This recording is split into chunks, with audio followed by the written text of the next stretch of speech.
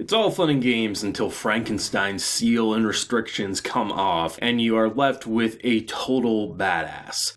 This was a very action-packed and emotionally engaging episode. I was actually kind of surprised by the insanity that took place because when you kick off an episode before the opening starts playing, and you're seeing our boy toss around paper airplanes, you're thinking it's going to be a pretty simple slice of life, goofy type episode that the intro of the anime kind of laid out and a lot of people either really enjoyed or kind of pushed back against. I was always on the fence of, I thought it was pretty cute, I thought it was pretty fun, I was like, okay, we're going to have a nice simple episode, and then we end with our girl going back to the Lord because these seals and these commands are absolute and you can't disobey. I think the idea of a guy who pops up who not only is able to take care of every character on screen without seemingly breaking a sweat, and the only reason he backs away is because his love interest is saying, leave me alone, and he's basically doing some Higurashi eyes where he's saying, I'll make you sad and things like that, and I'm like, what is going on in this episode? I found it to be quite interesting having someone who seems so powerful but so easily manipulated by Sierra, and I was thinking to myself, okay, well, even though he clearly has this very overly obsession towards her, clearly she has complete control over him, so as long as she doesn't make him too mad and maybe manipulates a situation in her favor, we should be a-okay. And then we see the situation where she goes out late at night after telling our boy that, don't worry, he's not my type. And I'm like, my man, you cannot trust that. Something bad's about to happen. She may not like him, but I'm pretty damn sure that he's not going to take no for an answer. And it was very interesting that Rizel was so eager to pop up and say, I'm going to handle this because he knows how powerful he is. Where Frankenstein's saying, no, let me do it. And whenever you hear Rizel saying Frankenstein isn't capable of dealing with someone that powerful, you know something's quite bad and pretty intense is about to happen. I wasn't expecting him to say your seal is lifted and you can use your full strength. Because for me, hearing Rizel saying you're no match for him, I thought completely you're no match for him no matter what.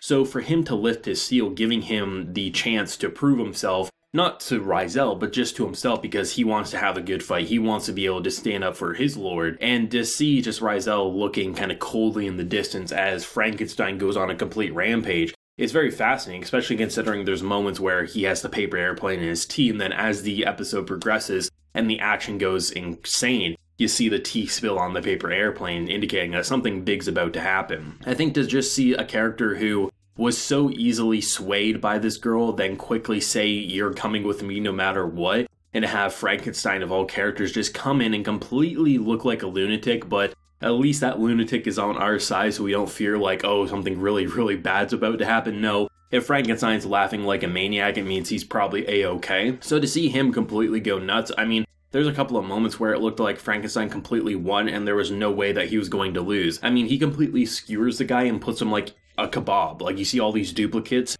that just completely phase away as they're completely skewered. It was just so fun, it was so action-packed, and I was surprised to have such a well-animated fight scene for something that clearly wasn't going to be the final fight scene with this character. I don't think anyone watching this episode assumed that a character who was so easily destroying characters like M21 that he had to be put into a tube to heal. I mean, granted, his healing abilities are quite better since our boy kind of unlocked his true capabilities or gave him an honest-to-go shot at such. It's still fascinating to see how this fight felt like it was an endgame fight, like this was a character we've seen for quite some time. We finally are getting our final battle with him, and the team went all out. But this felt like just the setup fight, and the true fight is going to come in episodes 11 or 12, or maybe even both. So to have something so well animated and so beautifully done, having the fight happen at night under the moonlight, as you have these gorgeous purple and yellow effects pop up at every which angle, it just felt like a very intense and emotional moment, and honestly, I firmly believe that this guy was going to retreat. I didn't expect him to pull out a scroll that said, hey, the Lord commands you, and both Regis as well as Sierra completely follow the order and say, okay. It seems like when a Lord gives a command, it is completely absolute, which goes to show that the previous Lord most likely really, really did care for Rizel, because unless the Noblesse has completely different rules than general nobles, which probably is the case, it does show me that the Lord can be a bit of a bitch, and the last Lord clearly wasn't if, he allowed for someone like Rizel to basically cause his own demise in a certain sense. So I really like it in that way that it kind of explains more about the hierarchy and the chain of command without being too preachy about how the rules operate and things like that. So honestly, it's going to be fascinating because Frankenstein is kind of encouraging Regis to go against the chain of command and do what he wants to do. And clearly Rizel is probably going to pop up as well because it seems like that's the entire point, to drag him out of hiding. And this probably is going to do so. So it feels like this season is going to end on something quite big, probably setting up some insanity for a season 2 should we get it, or leaving off on a pretty big cliffhanger that's going to have a lot of people watching who are anime onlys eager to check out the webtoon when it does conclude. I think this episode did a lot to just serve as a really fun episode for action and spectacle, but also really serve a purpose at fleshing out more of the hierarchy of the nobles and the noblesse and the lords and things like that. And they did so in a very interesting manner. For characters like either Rizel or Sierra who don't show much emotion, it's interesting how you're able to have so much emotion conveyed by the other characters interacting with them. In this case, the lunatic who wants to marry her, and all the other characters who are scared for her life and what's going to happen to her. The episode was fairly tame before that point. I mean, they do introduce a character who completely one-shot KOs M21. We knew he wasn't going to die there, but it still wasn't looking good that someone could get a jump on him that fast, and made the previous overpowered characters look completely like mindless fodder and simple cows in a field that you could easily take out. It's so fascinating how the series is able to use escalation in a way that the characters that they introduce that are more powerful than the previous ones don't feel like we're just level scaling like you're generally used to in like battle shonens and things like that. It feels like who we were fighting were in a different class and league of their own, but when you're going up against nobles and these insane abilities, you just don't know what's going to happen next. And when you see characters who were struggling before with other characters who were appearing to be pretty powerful, you're realizing that we have yet to see powerful yet, and that's why when Frankenstein releases his seal, you know shit's about to get insane, and that doesn't happen too often. I would never say Noblesse is a perfect anime or the best anime of the season, but it does continue to entertain me week by week.